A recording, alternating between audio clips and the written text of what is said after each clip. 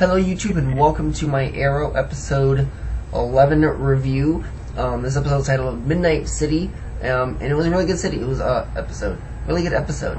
It is the second part of the kind of Brick trilogy in Starling City, and it goes more in depth on what's going on with Oliver over in the mountains and who knows where. At the end of last episode, we saw Oliver is in fact still alive. Of course he is. They can't truly kill off their main character.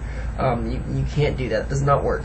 I mean, you could have, I guess, Roy become Arrow, but it's not like Dick Grayson where he became Batman in the comics. Roy never became Green Arrow in the comics. It was always Oliver Queen. You can't make Roy Oliver Queen. Or Arrow. Not going to happen in this show. So let's get into this episode. Number 5 is the second part of Brick. Last episode review, the number one thing was the Brick part. Brick was not as good as he was last episode, but he is much better the next episode. In this episode, he fully takes over the Glades, and sorry, that little rustling noise is wire moving. He fully takes over the Glades, and he invades the mayor's office and attacks. Ray is there, and he kind of makes a nice little quip to Felicity, saying, "This is why I need an exosuit," which is the Atom suit. The Atom suit is an exosuit.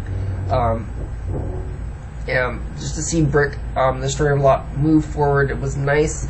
It's really cool that this villain is getting 3 parts. It's the first time we've ever seen a 3-part episode. We've had 2-part episodes in the past, but this is the first 3-part episode, and it's really cool how they're kind of playing it out. Okay, so number 4, we're going over. There were no flashbacks because we're already focusing on Oliver, and then we're focusing on Starling City. Oh, there are flashbacks. I'm stupid. I'm sorry.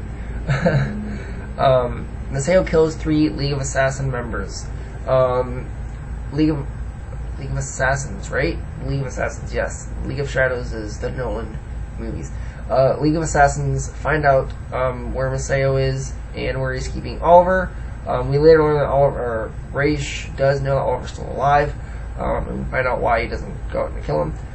Big reveal. Episode 15, talk about it later when we get there, but it's 11 now, so a little ways to go. But Maseo kills 3 League members, and really cool is kind of to see him in action.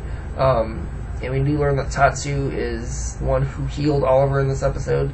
Kind of cool to see them, and there is tension between Maseo and Tatsu, which I hope we get to see what all that is. Why is there tension between them? I don't even know right now in the episodes. Like in the modern episodes, that has not been explained yet. I'm assuming it'll happen in the flashbacks, but it hasn't happened yet. It'll be interesting to see how that kind of plays out. Number 3, extortion by Laurel. To be completely honest, I made this list of notes when I saw the episode, the day or 2 after the episode aired, and I don't remember what that means. Sorry, I'm just getting sick, or I'm getting over being sick. Extortion by Laurel. Laurel, the character is changing.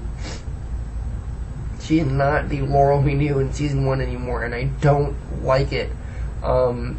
I like that they made the actual Laurel, Diana Lance, Black Canary, but the way they're handling is terrible. She keeps getting the crap beaten out of her, because she's not her sister. She was not trained by these master assassins like her sister was. She's trying to be like her sister, but it's just not working because she doesn't have the skills necessary to go out and fight.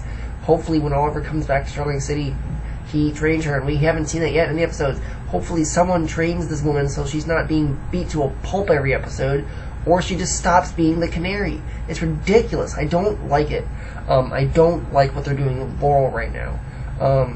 They made her this extremely rough and angry character, and I understand why. Your sister was murdered, and at this point she doesn't know who killed her.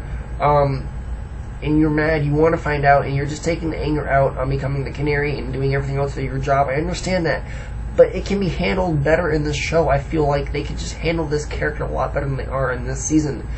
I don't talk about it. My mom watched this show. Me and my brother got my mom hooked on it, so her and I talk about it all the time. I know more about the show, obviously, because I know more background comics stuff. but we both agree that, sorry, I always like cheer up whenever I make these reviews. For some reason, I talk a lot of fast, and that gives me, I don't know. But her and I both agree that we don't like what they're doing with the character. I like Laurel better than Katie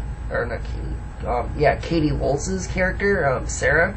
I didn't care for Sarah all that well. She was a good fighter, but I like the Canary, but I didn't like Sarah. I like Laurel, but I don't like Black Canary. I'm even starting to not like Laurel. I just don't like her anymore as much. I hope they fix it by the end of the season by training her discipline and fighting skills more, because God knows she needs it to get in shape and whip back, and it's just terrible. I don't like her. Sorry. Moving on. Number 2, Felicity rejoins Team Arrow. She realizes she left Team Arrow because Oliver wasn't involved anymore. But she realized with the Glades and Starling City going pretty much to crap after Brick invades the mayor's office, she realizes that this is not just Oliver's fight. This is their fight, that they need to fight Brick and stand up against him, and they do that. And she comes back and rejoins Team Arrow, which is great. I'm glad they didn't try to stretch the tension between Team Arrow and Felicity out, at least until the end of this trilogy. They brought her back almost right away, which was nice. I'm glad to see that, because Felicity is a big part of the team, and I have 2 celebrity crushes: Ellie Beth Rickards, who is Felicity, and Daniel Panabaker, who plays Snow in Caitlin Snow in The Flash. And to kind of see Felicity out of action wasn't. I didn't like it, because I love Felicity as a character. So number 1, the kind of big reveal at the end of this episode is the DJ. I forget his name, but the DJ that's been hitting on Thea worked for League of Assassins. He's working for Ra's al Ghul, and he tells him, we see this because Malcolm is trying to get Thea to leave the city, because he knows the League of Assassins are after him still. So he's trying to leave the city, and Thea's like, I'm not leaving. And he tells him this, and he reports it to Ra's. So that was a huge shock to me. A lot of these kind of reveals are shocking, but I kind of saw it coming a little bit. This one was like, what? Whoa. Totally left field, I felt like, which was really cool that these shows continued 3 seasons. I mean, 3 seasons isn't that long for a show, but the show is still producing excellent quality. Most shows at this point change how they feel a little bit. And Arrow has definitely done that, but in a way that feels right and fluid. And it's still the same show. I feel like shows like Big Bang or How I Met Your Mother changed a lot, where it's not really the same show. And granted, that took them How I Met Your Mother 9 seasons, took How I Met Your Mother 7 seasons. We're only on season 3, but it still kept the same core values as when it started, which is really cool. That's going to be all for this episode. That's all for this review. Don't forget to like, favorite, subscribe, and follow my Instagram user, which is links in the description, to also my Facebook, which I don't use all too much, but I'm going to start using my Instagram. If you want to know what all that is about, go to that and look it up, or watch the very end of my Gotham episode 13 reviews. That's all explained there. So until next time, God bless. See you then.